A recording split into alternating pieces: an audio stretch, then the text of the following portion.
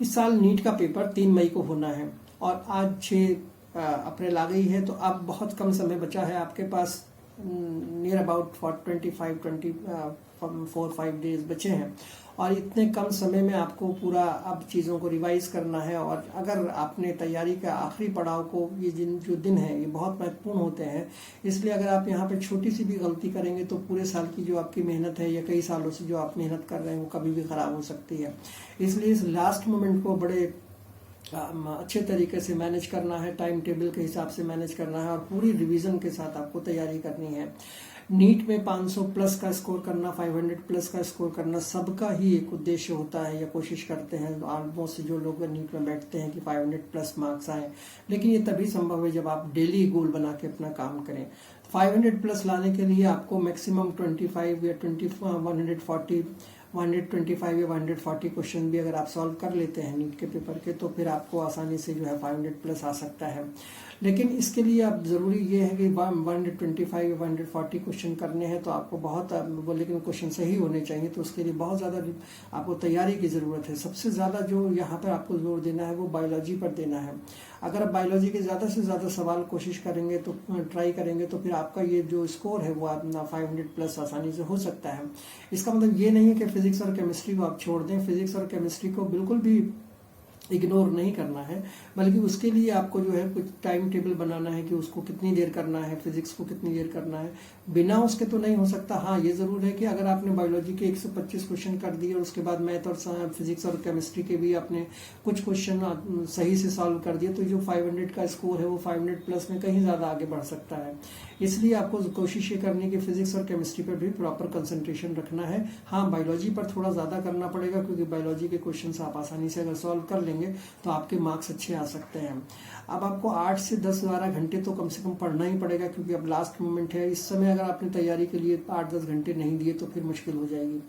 Last time में ये तो बहुत ज़रूरी हो जाता है कि आपको कम से कम 10 घंटे 8 से 10 घंटे आपको देने ही पड़ेंगे। अब 1 से जो 10 दिन आपके बचे हैं, अब जो लास्ट के 24-25 दिन की हम बात कर रहे हैं, तो अगर पहले से 10 दिन की अगर आप बात करें तो इसमें आपको ज़्यादा कोशिश ये करनी है कि जो चैप्टर्स आपके ज़्यादा न्यूमेरिकल नंबर्स वाले आते हैं, जिनमें से ज़्यादा हर साल आता है, उन चैप्टर को ज़्यादा से ज़्यादा रिवाइज करें, उनके MCQs करें। दूसरे फिर अब 10 दिन के बाद आपकी कोशिश ये होनी चाहिए कि आप रिवीजन पे जोर दें, जितना आप हो सकता हो, जितनी चीज़ें आपने कर ली हैं उन सब पर रिवाइज करें, उन सबको जल्दी जल्दी रिवाइज करें और मॉक टेस्ट उनका जितने हो सकते हैं लें। अब लास्ट के 4-5 डेज की स्ट्रेटेजी आपकी ये होनी चाहिए कि आपने जितना भी कर लिया है उस करे हुए को पूरी तरीके से आप जो टॉपिक छूट गए हैं उन टॉपिक्स को हल्की सी एक नज़र ज़रूर मार लें, लेकिन उनको ज़्यादा अब आपको नहीं देखना है, क्योंकि उतना टाइम अब आपके पास नहीं बचा है। आपको ज़्यादा कोशिश ये करनी है कि जो आपने एक अपना लॉग बुक बनाया था, यानी लॉग बुक जिसमें आपने ये टॉपिक्स लिखे थे कि ये लास्ट मोमेंट पे हमको पढ़ने, उनको पढ़ने का टाइम आ गया। जो टॉपिक थोड़े बहुत आपको लगता था कि ये ज़रूरी है, वो आपसे कहीं ना कहीं छोटे मोटे मिस हो रहा था, वो आपको पूरा करना है। और PYQ तो आपको करने, प्रीवियस ईयर क्वेश्चन पर आपको बहुत ज़्यादा ध्यान देना होगा अब इस लास्ट मोमेंट के अंदर।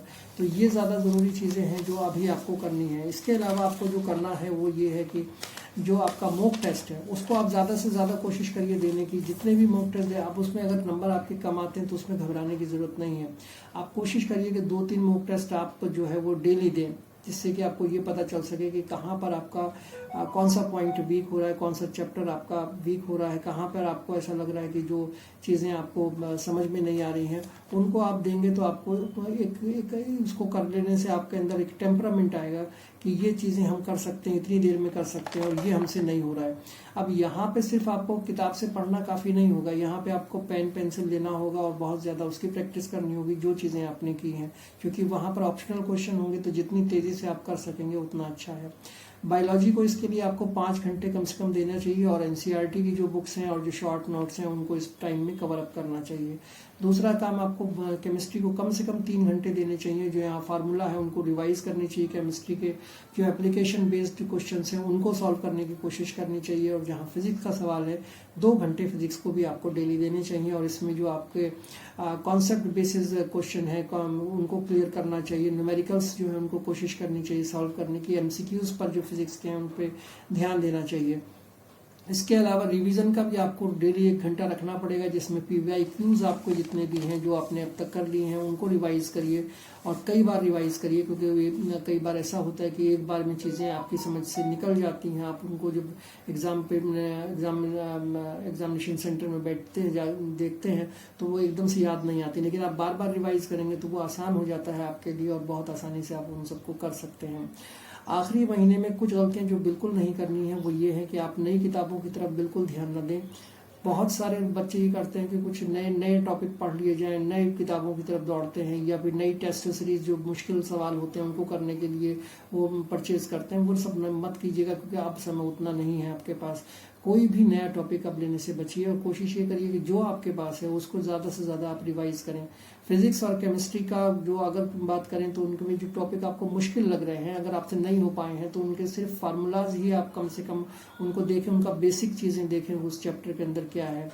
एक आपको चीज़ ये ज़रूर याद रखनी है कि जो नींद है वो आपको प्रॉपर लेनी है, क्योंकि अगर आपने नींद प्रॉपर नहीं ली तो फिर इससे जो आपका जो डेली का रूटीन है उसको भी आपको प्रॉपर रखना है, कितने बजे सोना है, कितने बजे जागना है और प्रॉपर नींद लेनी है। क्योंकि अगर आप ये नहीं करेंगे तो फिर आपका जो जो कहीं ना कहीं शरीर पर इसका असर पड़ेगा, और जो असर पड़ता है तो एक्यूरेसी पर असर पड़ता है और आपकी याददाश्त पर असर पड़ता है। तो इसलिए आपको प्रॉपर आपको नींद जितनी घंटे की 2-3 घंटा जो भी आप सोना चाहें वो आप लें और प्रॉपर लें, और उससे आपके जो जो जो इम्प्रूवमेंट आएगा वो आपका जो याददाश्त है वो बढ़ेगी, आपकी एक्यूरेसी बढ़ेगी।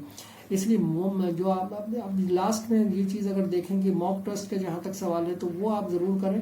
जो टॉपिक आपके छूट गए हैं उन टॉपिक पे कुछ मॉक टेस्ट करें, और अगर मॉक टेस्ट में आपके नंबर कम आ रहे हैं तो उसमें ज़्यादा आपको ये नहीं सोचना है कि ये तो हमसे नहीं होगा या हमारे अब हमने इतना कर लिया, अब कैसे इसको आगे करें।